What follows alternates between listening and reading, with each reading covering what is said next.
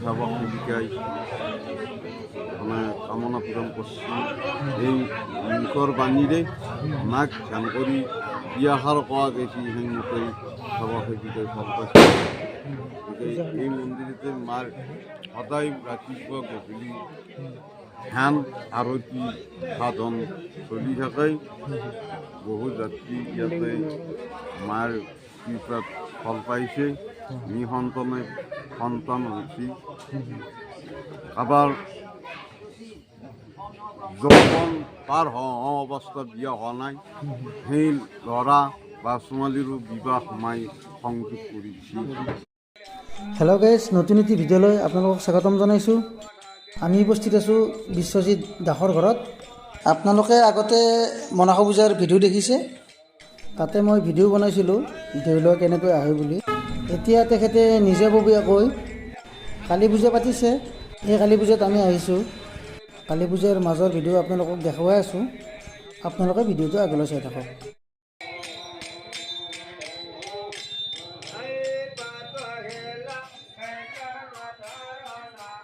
আমি পূজা মণ্ডপৰ ভিতৰত প্ৰৱেশ কৰিলোঁ। এয়া আপোনালোকে দেখিছে ওজাপালি চলি আছে আৰু আগত দেখিছে এইটো মন্দিৰ মা কালী আৰু মা চণ্ডিকাৰ জাগ্ৰত মন্দিৰ। বিশ্বজিৎ দাসে নিজেই ঘৰতে স্থাপন কৰিছে। আমি বিশ্বজিৎ দাসৰ লগত অকণমান কথা পাতিবলৈ চেষ্টা কৰিম। কেনেদৰে তেওঁ এই পূজাভাগ আগবঢ়াইছে আমি জানিবলৈ চেষ্টা কৰিম। নমস্কাৰ, আপুনি এই পূজাখন কিমান বছৰৰ পৰা কৰি আছে? এই পূজাখন মোৰ 9 বছৰৰ পৰা মাৰ লগত মই মোৰ যিটো এটা শ্ৰদ্ধা ভক্তি হয়, মই দেৱালী আহিলে মই নিজেই কি মানে আনন্দ মই নিজেই ক'ব নোৱাৰোঁ। আৰু মাক মই 9 বছৰ শিশু কালৰ পৰা চেং মাছ বলি দি যি পাওঁ আধা পোৱা বুট মুগৰে মই 5 দিন দিওঁ মাক। মানে সৰস্বতী পূজাৰ দিনা হওক, কিন্তু আটাইতকৈ মই এই দেৱালীৰ দিনা কাতি মাহৰ অমাৱস্যা তিথিটোত মই মাক যিমান পাৰোঁ মই বন্তি প্ৰজ্বলন কৰোঁ। সদায় এটা হ'লেও মই বেলপাত বা ফুল যেনেকৈ নহওক খুজি মাগি মই মাক দি আজি 1999 চনৰ পৰা মই জাগ্ৰত কৰিলোঁ এই স্থলীত। বৰ্তমান মই পাকাৰে মন্দিৰ বনাব পৰা নাই। মই খুজি মাগি এনেকৈ কিবাকৈ বৰষুণখিনি নপৰাকৈ মাক ৰাখিছোঁ। গতিকে এখিনি মোৰ আটাইতকৈ আজি 25 বছৰ মানে 25তম শ্ৰী শ্ৰী মহাকালী পূজা উদযাপন। গতিকে বহু ভকতক নিমন্ত্ৰণ জনাই আজি মই যিখিনি পদত ধৰি লৈছোঁ মই নথৈ সুখী। এনেকৈ এইখিনি কৈ মোৰ চমু ভাষণ। আচ্ছা, আপুনি যে এই মনসা পূজাত আপুনি দেউলীয়া হৈ যায়, মই আগতে ভিডিঅ' বনাইছোঁ আপোনাৰ। এই আপোনাৰ এই দেউলীয়া পৰিৱেশটো কেনেকৈ আহিল? আপোনাৰ যি গাঁৱত মানে আপুনি দেউলীয়া হ'ল, আপুনি কেনেকৈ হ'ল প্ৰথমতে এনে অলপমান চমুকৈ কৈ দিয়ক। মই 1999 চনত মনসা পূজা বেলবৰণৰ দিনা মই আলু পোৰা আৰু কণ্টা ভাত খাই মই বিচনাত শুই পৰিছিলোঁ। মোৰ টোপনি সেনেকৈ কিবা অহা নাছিলোঁ। অকস্মাত তাৰমানে মই এটা জাগ্ৰত হৈ গ'লোঁ। যাই মই নিজকে জ্ঞানশূন্য হৈ পৰিলোঁ। এইটো আমাৰ দেৱত ধনী মাৰি আমাৰ কলাকুছি 7 গাঁও হাইস্কুল মধ্য ইংৰাজী বিদ্যালয় প্ৰাথমিক বিদ্যালয়ৰ সকলো ছাত্ৰ ছাত্ৰী শিক্ষক শিক্ষয়িত্ৰী সকলো জাগ্ৰত হৈ পৰিছিল সেই ঋণিত, দেৱত ধনীৰ ঋণিত। তাৰপিছৰ পৰা মই নিজেই ক'ব নোৱাৰোঁ। আকৌ প্ৰথম পূজাৰ দিনা দুমাহীৰ দিনা আকৌ ভুল আৰম্ভ। আকৌ কম সময় অচেতন হৈ অজ্ঞাত মই। তাৰপিছত কিছু সময়ৰ পিছত আকৌ মোৰ জ্ঞান ঘূৰি আহিল। কিন্তু দ্বিতীয় পূজাৰ দিনা মই ৰ'ব নোৱাৰিলোঁ। মোক দেউৰীবাক গেলি কেনেকৈ মাই লৈ গৈছি ভগৱতী দক্ষিণাকালিকা দেৱী, লগতে শ্ৰী শ্ৰী ৰণচন্দ্ৰিকা দেৱী। গতিকে মাই মোক 2 ভনী 2 দেৱী লগত মই ওতঃপ্ৰোত 99 চনৰ পৰা মাই ৰণচন্দ্ৰীৰ লগত নৃত্য, লগতে মাই দক্ষিণাকালী মোৰ ইষ্ট দেৱী। আপোনাৰ তেতিয়া বয়স কিমান আছিল? আপোনাৰ যেতিয়া প্ৰথম আৰম্ভণি হয় তেতিয়া আপোনাৰ বয়স কিমান আছিল? ধৰি লওক 23-24 বছৰত মোৰ আপোনাৰ বয়স তেতিয়া 23-24 বছৰ আছিল। আৰু তেতিয়াৰ পৰা আপুনি পূজা ভাগ কৰি আহিছে মা কালীৰ পূজা ভাগ? 99 চনৰ পৰা হয় হয় ঠিক আছে। যি সময়ত আপোনাৰ গাত দেৱী লম্ভে সেই সময়ত আপোনাৰ অনুভৱটো কেনেকুৱা? আপুনি কি গম পায় কি গম নাপায়? এইটো নিজে মই অন্ততঃ এনেকৈ ধানত মই মাৰ শ্ৰীচৰণত একান্ত ভক্তি, সেই ভক্তিকে আকৌ ভক্তি কৰি থকা অৱস্থাত বহু সেৱক সেৱিকাই মানে কামনা পূৰণ কৰিছে। এই মুখৰ বাণীৰে মাক ধ্যান কৰি বিয়াষাৰ কোৱা গৈছে, সেইমতে সেৱক সেৱিকাই ভাল পাইছে। এই মন্দিৰতে মাৰ সদায় ৰাতিপুৱা গধূলি ধ্যান আৰতি সাধন চলি থাকে। বহু যাত্ৰী ইয়াতে মাৰ কৃপাত ফল পাইছে, নিসন্তানে সন্তান হৈছে, কাৰোবাৰ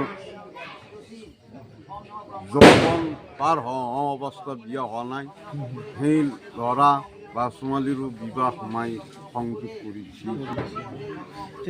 সকলো কিছুমান ৰোগৰ পৰা বিষ বা এনেকুৱা চখা বা পানীৰ লেঠা এনেকুৱা ৰোগত।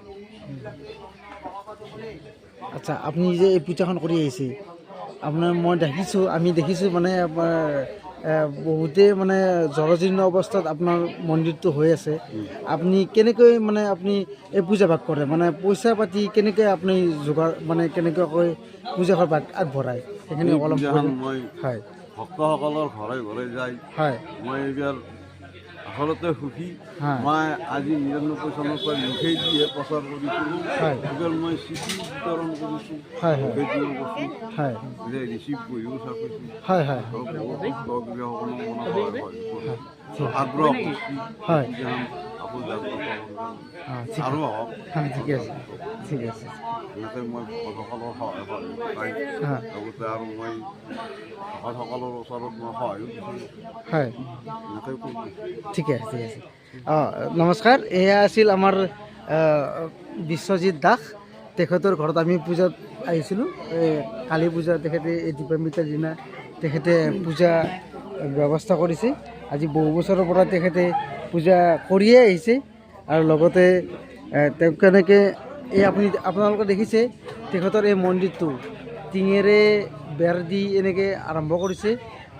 আপোনালোকক অনুৰোধ জনাইছোঁ যে এই ভিডিঅ'টো দেখি আছে তেখেতসকলে আপোনালোকে সহযোগ কৰি তেখেতৰ মন্দিৰটো যাতে অকণমান মা কালীৰ মন্দিৰ ধুনীয়াকৈ কৰিব পাৰোঁ তাৰে ব্যৱস্থা কৰাৰ কাৰণে সকলোকে আহ্বান জনাইছে। যদি পাৰে আপোনালোকে সহায় কৰক, আমিও সহায় কৰি যাম, আপোনালোকেও সহায় কৰক। সকলো সহায় কৰি আপোনালোকক ডেছক্ৰিপশ্যনত আমি জনাই যাম মানে কেনেকৈ কি সহায় কৰিব লাগে। আমাৰ ঢুলীয়াগণ আহিছে, বহুত দূৰৰ পৰা ঢুলীয়াগণক মাতি আনিছে। এয়া দেখিছে ঢুলীয়াগণ কালী পূজাত ধুনীয়াকৈ তেখেতসকলে বাজনা বজাইছে। প্ৰতি বছৰে তেখেতসকলক আমন্ত্ৰণ জনায় আমাৰ বিশ্বজিৎ দাসে। এয়া বিশ্বজিৎ দাসৰ ল'ৰা। গতিকে সকলোকে আহ্বান জনাইছোঁ যিয়ে এই ভিডিঅ'টো দেখি আছে সকলোৱে মানে সহযোগ কৰক। আৰু লগতে আমাৰ এই যিটো টিঙৰ বেৰৰ যিটো মন্দিৰ হৈ আছে সেই মন্দিৰটো যাতে আমি পকীৰে নিৰ্মাণ কৰিব পাৰোঁ তাৰ বাবে আপোনালোকৰ ওচৰত সহায় বিচাৰিছোঁ। ভিডিঅ'টো আগলৈ চাই থাকক। আমি ডেছক্ৰিপশ্যনত তেখেতৰ একাউণ্টৰ বিৱৰণ দি দিছোঁ। মন্দিৰ নিৰ্মাণৰ কাৰণে কোনোবাই সহায় কৰিব বিচাৰিলে সহায় কৰিব পাৰে।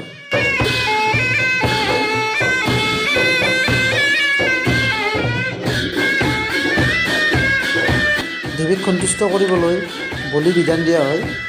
এই বলি বিধান দিয়াৰ বাবে ভক্তসকল সম্পূৰ্ণৰূপে সাজু হৈছে।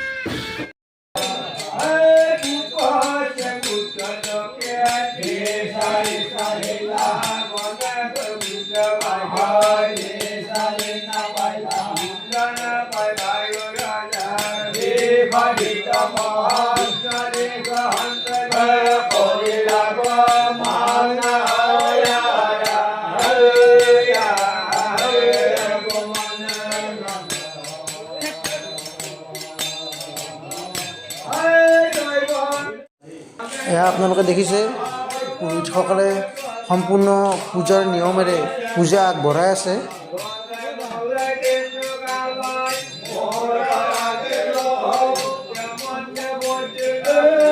আৰু এনেদৰে মা মহাকালীৰ পূজা অৰ্চনা বিশ্বজিৎ দাসৰ ঘৰত চলি আছে।